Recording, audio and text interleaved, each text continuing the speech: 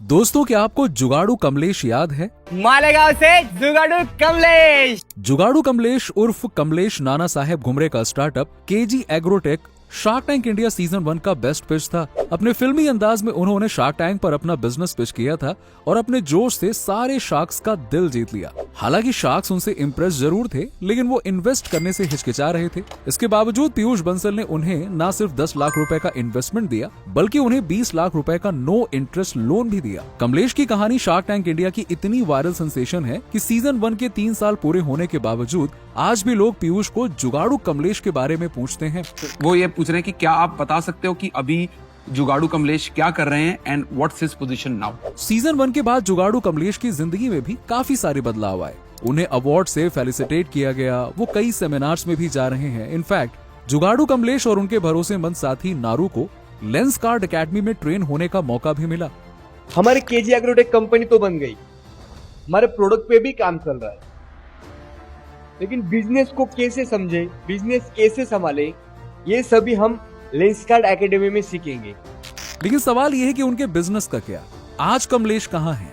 आज कर क्या रहे हैं वो? और 3 साल के बाद में उनका प्रोग्रेस कैसा चल रहा है? कितने सेल्स हुए हैं? बिजनेस कहाँ पहुंचा उनका? वैसे आपको बता दें कि कुछ रिपोर्ट्स के मुताबिक ऐसा भी पता चल रहा है कि पीयूष बंसल शायद अपनी इन्वेस्टमेंट को रिग्रेट कर रहे हैं। तो क्या कमलेश सच में अपने मिशन में फेल हो गए? जो कमलेश शार्क टैंक इंडिया के सीजन 1 में प्रोडक्ट लेकर आए थे और आज जो कमलेश हैं, उसमें जमीन आसमान का फर्क है। कमलेश महाराष्ट्र के मालेगांव से आते हैं। वो एक किसान परिवार से आते हैं और उनका एक बड़ा भाई भी है जो कि इंडियन आर्मी में फौजी है। वो बचपन से ही खेती बाड़ी से वाकिफ थे, क्योंकि अपने पापा का खेती में हाथ बटाते थे और किसान का जीवन उन्होंने बहुत ही नजदीक से देखा था, क्योंकि वो किसान परिवार से हैं। जब उन्होंने पहली बार पेस्टिसाइड्स को खेतों में स्प्रे किया तो उन्हें एहसास हुआ कि ये तो बड़ा ही तकलीफदेह काम होता है किसानों के लिए। उस 20 लीटर की टंकी को कंधों पर उठाकर पीठ में और गर्दन में तो दर्द होता ही होता है, साथ ही पेस्टिसाइड से स्किन एलर्जीज भी होती थी। उनके पापा को भी ये सारी तकलीफें होती थी। हालांकि एक पिता ने कभी अपने बेटे को अपनी तकलीफें नहीं बताई। मतलब चलना आसान नहीं होता, स्प्रे का काम बहुत खतरनाक रहता है, क्योंकि वो जो पेस्टिसाइड मुंह में आंख में जाते हैं उससे बीमारियां भी होती है, और पीठ का दर्द, कमर का दर्द और घुटने का दर्द। फिर भी कमलेश ने ये सारी तकलीफें भांप ली और तभी उनके दिमाग में पेस्टिसाइड स्प्रेइंग मशीन बनाने का ख्याल आया। उन्होंने अपने बड़े भाई के बेटे नारू, जो कि आज उनका को-फाउंडर है, उसे साथ में लिया और उस मशीन को बनाने के लिए निकल पड़े। उन्होंने धीरे धीरे पेस्टिसाइड स्प्रेइंग के अलावा बीज बोने के और सामान को एक जगह से दूसरी जगह पहुंचाने के भी एप्लीकेशंस उसमें लगा दिए। उन्होंने एक वीडियो भी डाला था यूट्यूब पे, जो कि काफी वायरल हो गया था और आज इस वीडियो पर 13.5 मिलियन से ज्यादा व्यूज हैं। वही जुगाड़ वो शार्क टैंक में भी लेकर आए थे और इसकी शुरुआत हुई थी 2014 में और शार्क टैंक का पहला सीजन दिसंबर 2021 में आया हुआ था। दोस्तों, जैसा कि आप सभी जानते हैं, भारत में 70% आबादी आज भी एग्रीकल्चर और खेती बाड़ी का काम करती है। एग्रीकल्चर में किसानों को कई परेशानियों का सामना करना पड़ता है। हालांकि परेशानियां सुधारी जा सकती हैं, लेकिन इस सेक्टर में कोई इन्वेस्टमेंट नहीं करना चाहता है, क्योंकि इसमें पैसा बनाना बहुत ही मुश्किल होता है। और ये बड़ी दुख की बात है, हमदर्दी तो कईयों से मिल जाती है, लेकिन इन्वेस्टमेंट नहीं मिल पाती है।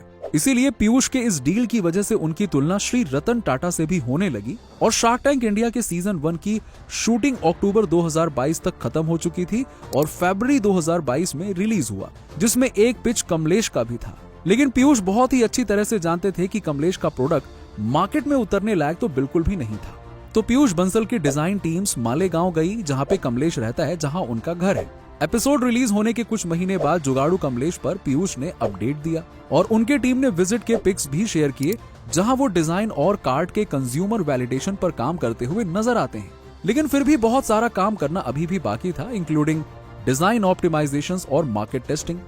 आखिरकार फरवरी 2023 में कमलेश का प्रोडक्ट तैयार हुआ और ये पहला गो टू मार्केट वर्जन है और इसका नाम है भारत K2 और ये उनके प्रोडक्शन का पहला बैच है, जो कि ऑलरेडी जा चुका है। जो शार्क टैंक इंडिया में प्रेजेंट हुआ था, ये उसका सेकंड वर्जन है, इसीलिए भारत K2।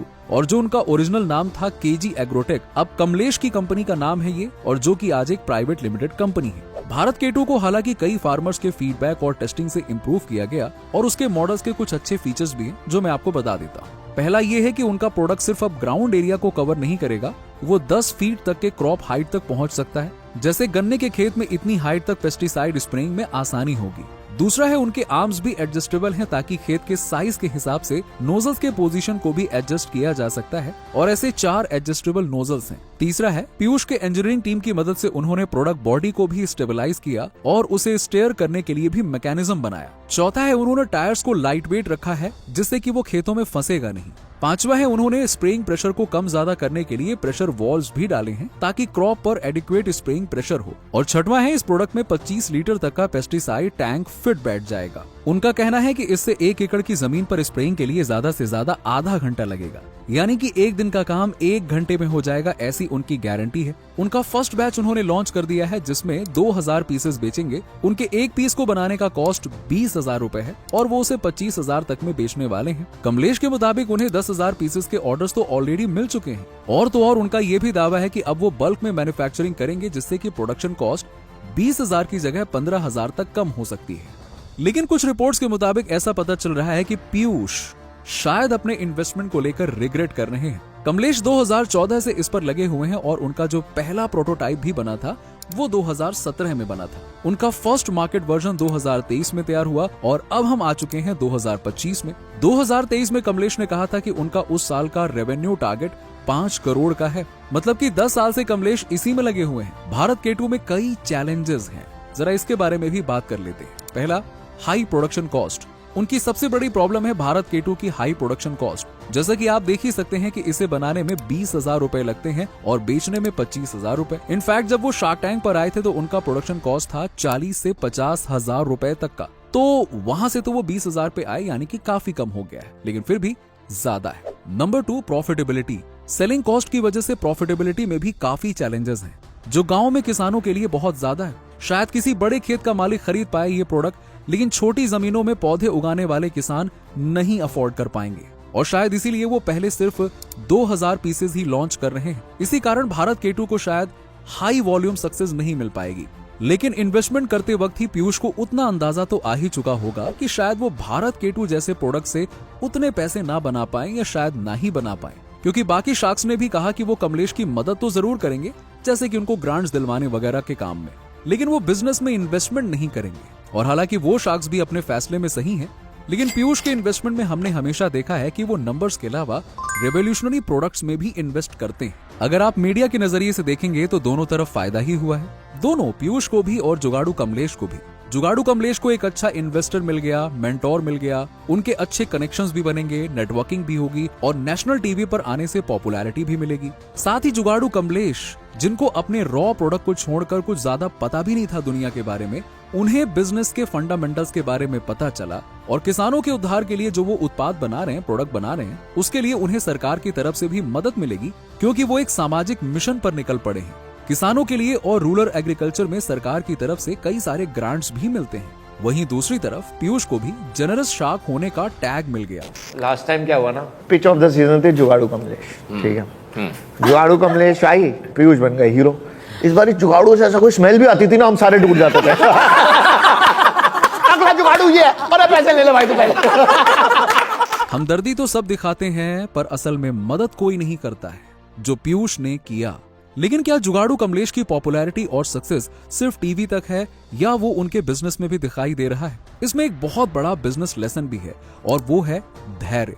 आज बिजनेस में हम सुनते हैं कि इस कंपनी को इतने महीने में फंडिंग मिली, लेकिन हर किसी में उतना धैर्य नहीं होता है कि 7 सालों तक मेहनत और लगन से एक ही काम करता रहे। बड़ा साफ लड़का है, बहुत दृढ़ता है, इतनी परसिवियरेंस नहीं मिलती है यार, हम तो आधे रास्ते में ही छोड़ देते। वो 7 साल से लगा। शार्क टैंक के बाद कमलेश सही मायने में रॉक स्टार बन चुके हैं। मीडिया कवरेज के अलावा कई सारे अवार्ड फंक्शंस में भी उन्हें पुरस्कार दिया गया। उन्हें जी हिंदुस्तान की तरफ से राइज स्टार्टअप टू यूनिकॉर्न का अवार्ड भी मिला। उनका पीयूष बंसल के लेंस कार्ड एकेडमी में भी स्वागत किया गया। इनकी कहानी इतनी इंस्पायरिंग थी कि हमारे सीजन 1 के 7 शार्क्स के अलावा जुगाड़ू कमलेश को भी जोश टॉक पर अपनी कहानी सुनाने का मौका मिला। लेकिन इसके बावजूद उनके बिजनेस भारत केटू के बारे में ज्यादा कुछ सुनने को नहीं मिल रहा। तो दोस्तों, उम्मीद है कि आपको वीडियो पसंद आया होगा। क्या आपको लगता है कि कमलेश अपने मिशन में सक्सेसफुल हो पाएंगे या वो सिर्फ एक मिशन बनकर ही रह जाएंगे? हमें कमेंट्स में जरूर बताइएगा। अगर आप ऐसे ही टॉपिक पर वीडियो पसंद करते हैं तो प्लीज चैनल को लाइक और सब्सक्राइब करना ना भूलें। मिलते हैं आपसे अगले वीडियो में।